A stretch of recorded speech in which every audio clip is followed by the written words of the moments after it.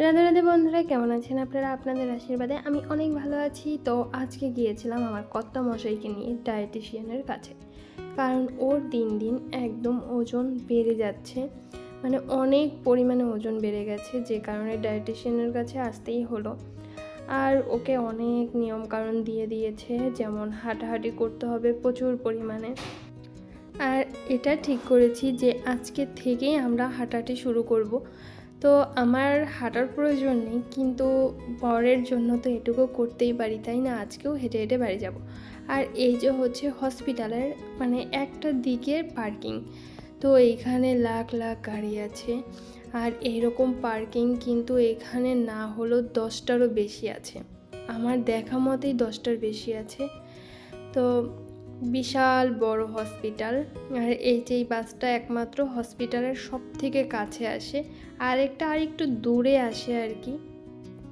সেখান থেকে হসপিটালে হেঁটে আসতে 5-7 মিনিটের মতো অবশ্যই লাগবে।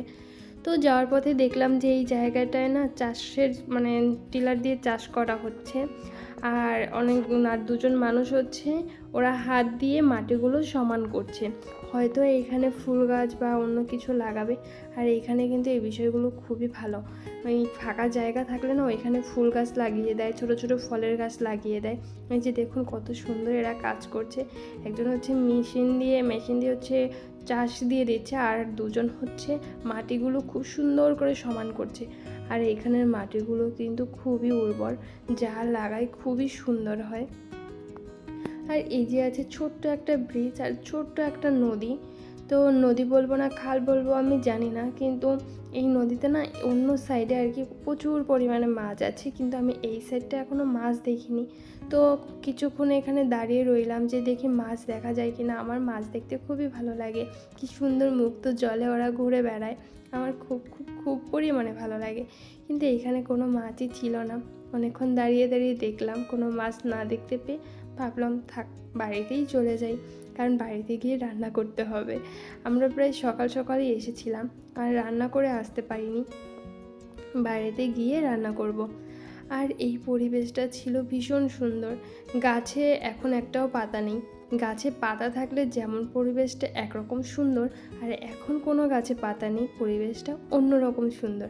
মানে যেদিকেই তাকাই শুধু সুন্দর আর সুন্দর।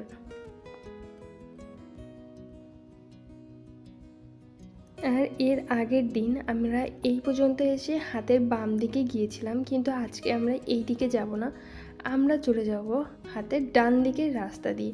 কারণ এই এক রাস্তায় সবসময় হাঁটাচলা করতে ভালো লাগে নাকি বলুন? আর এই যে সিগন্যাল পড়ে গেছে, আমরা এখন যাওয়া আসা করতে পারবো।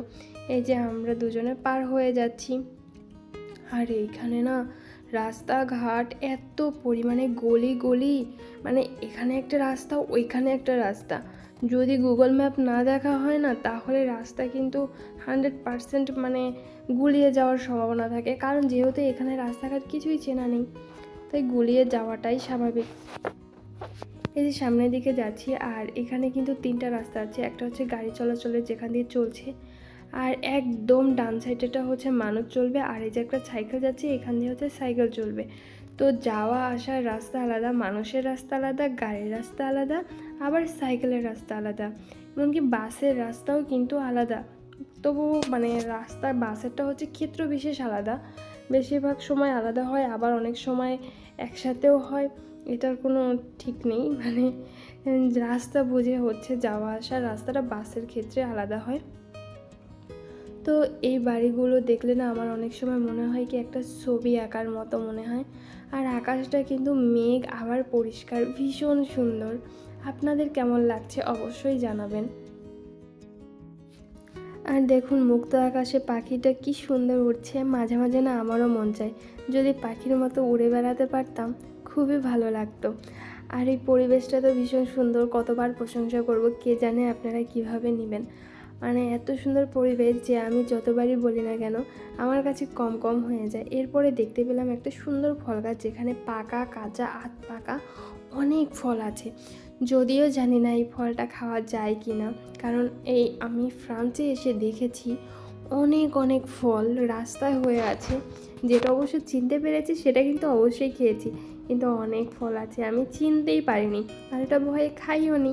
একবার তো রাস্তায় পেয়ারার মতো একটা ফল দেখেছিলাম, কিন্তু মানে সামান্য একটু আলাদা ছিল, মানে পেয়ারার মতোই দেখতে, কিন্তু ভিতরেরটা মানে পেয়ারাটা কাটলে যেমন বিচি থাকে ভিতরে, কিন্তু এই ফলটার বিচি ছিল না, অন্যরকম ছিল।